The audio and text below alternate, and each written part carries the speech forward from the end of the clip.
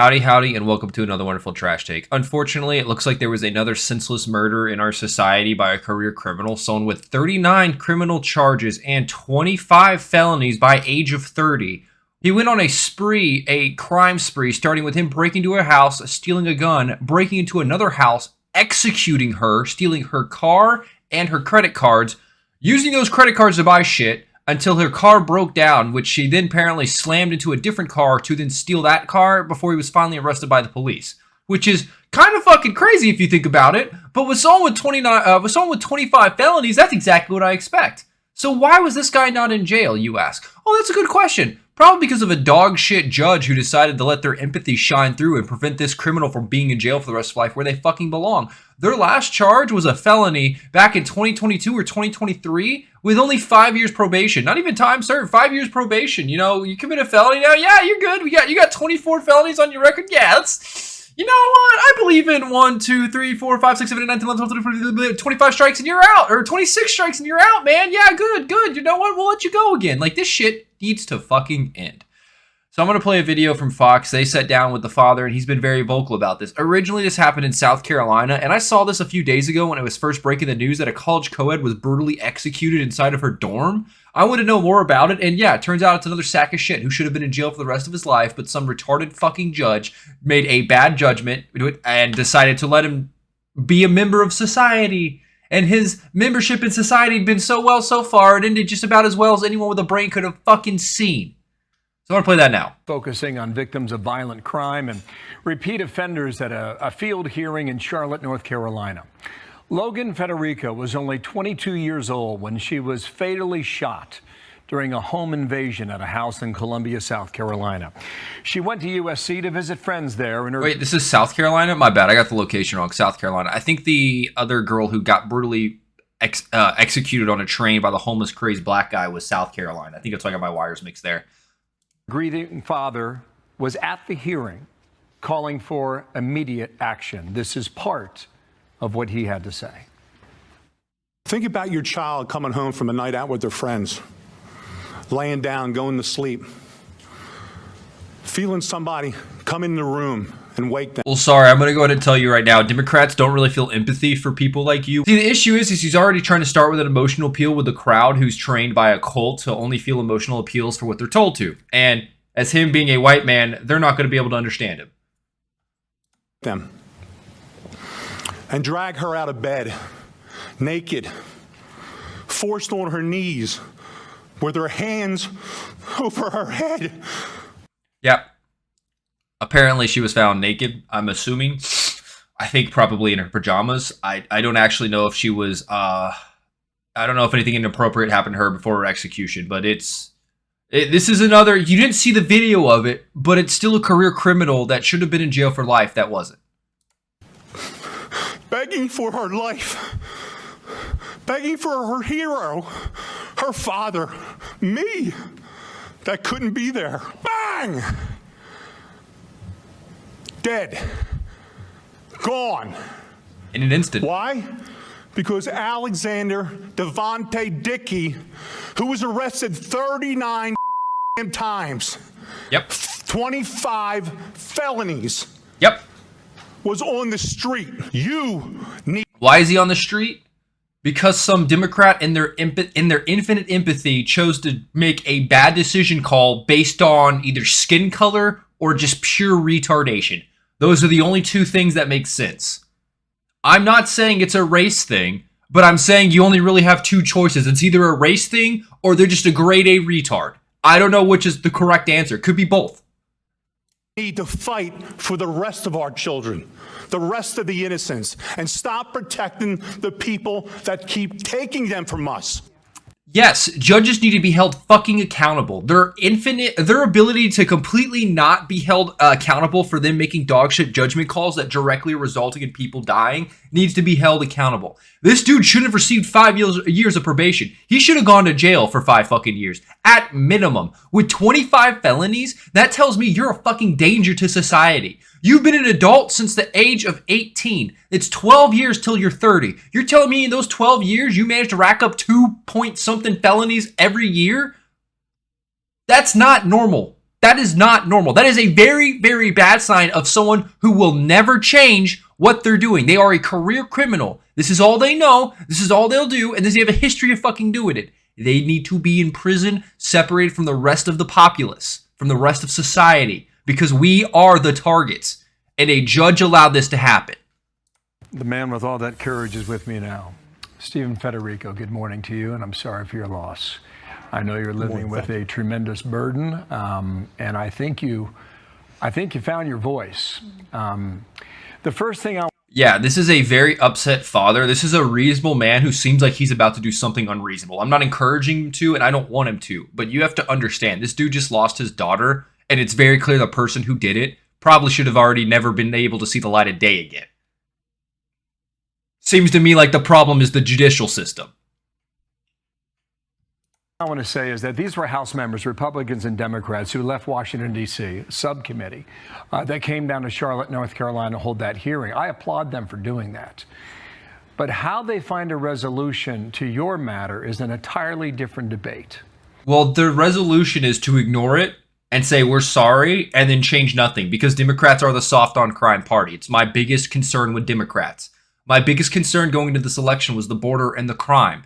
Democrats were basically saying there's no issue with the border whatsoever, or once no, Kamala said once she's elected, they'll be able to pass new legislation for the border. Trump passed zero legislation for the border. It just took enforcing the laws that are already on the book. This is something Democrats hate. There's tons of laws on the book. You see people getting arrested at these protests. It's because they're violating the law. Obstruction is an easily gained charge at these protests because they're standing in the middle of the road, blocking federal vehicles and blocking federal agents. You have laws that need to be enforced on everyone. You start doing that, the problem will fix itself immediately. Hell, I showed a video of Nick Shirley last night, him at the Portland protest with DHS basically saving him on a rooftop from some Antifa retard, threatening him with a bicycle helmet, says he's going to kill him, but luckily Nick got far enough away and the people on the roof with the sniper spotted him, so they immediately started flashing the guy to say, hey, we're here, if you fuck around, you're going to find out. Now here's the kicker.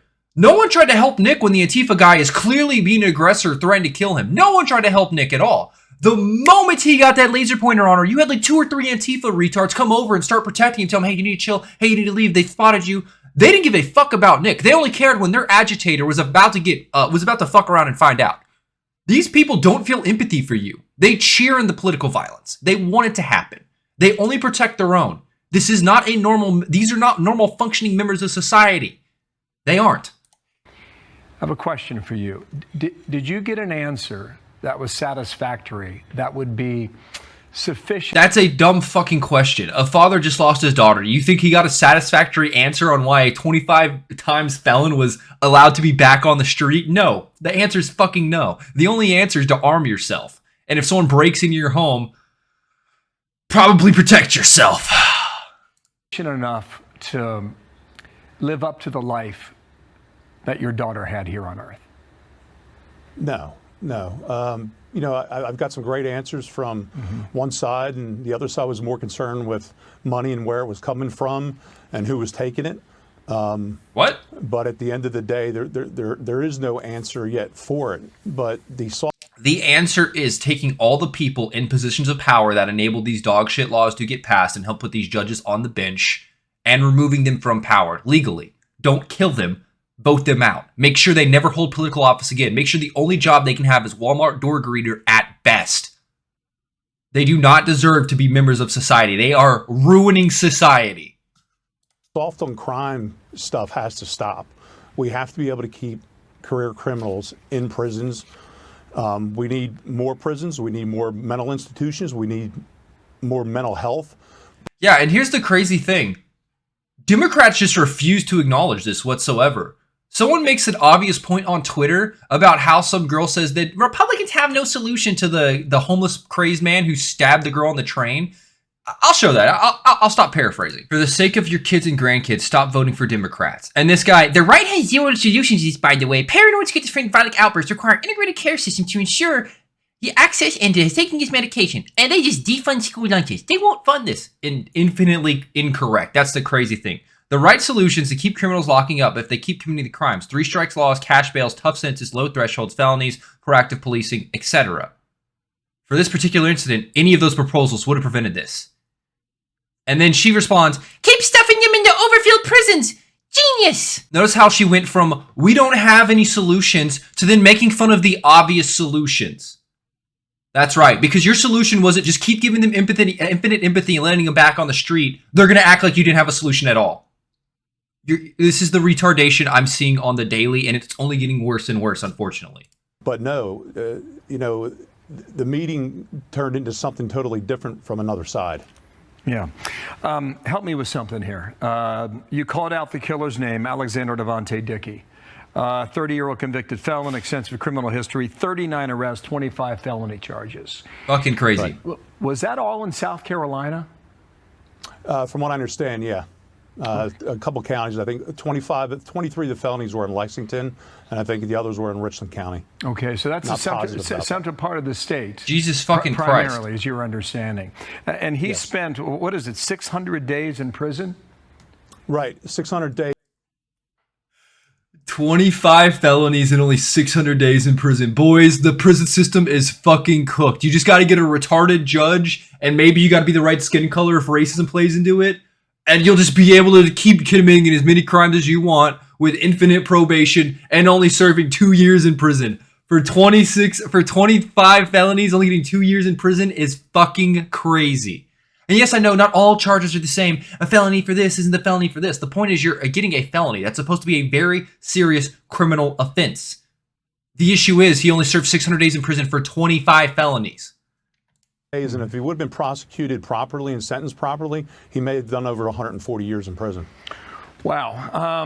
Murder, 2 first-degree burglaries, which is burglary with, I think, a certain amount or with a weapon. 2 counts of possession of a weapon during commission of a violent crime. Okay, so robbing people with a weapon. Possession of a weapon by a convicted felon. So he's already got a felony and he already has weapon. He already has a felony, but he still has a weapon. This is someone that was going to always be allowed back on the street until they killed someone, because this is what Democrats do. You get infinite chances till you kill someone, then they think, you know what?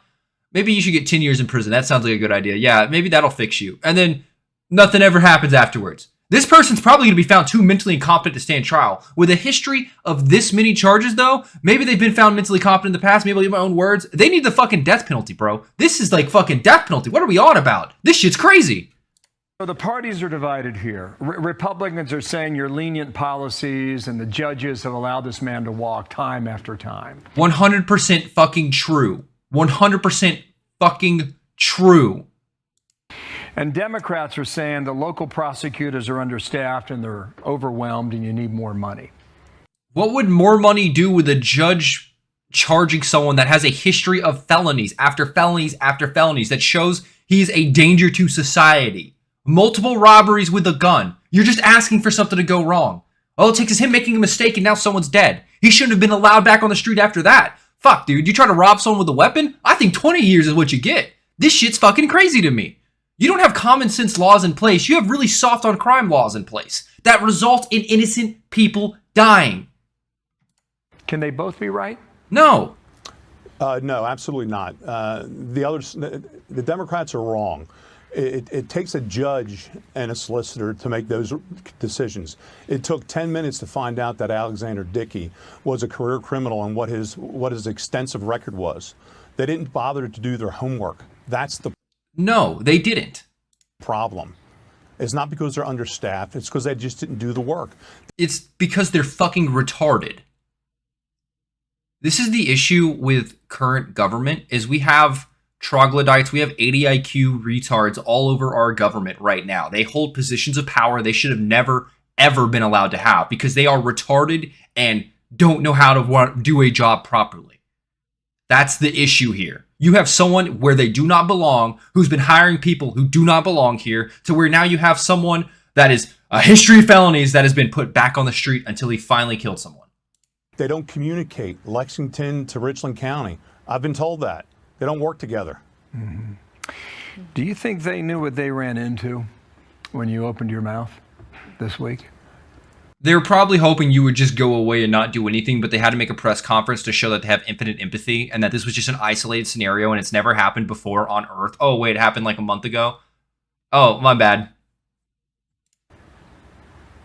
I think they found out real quick.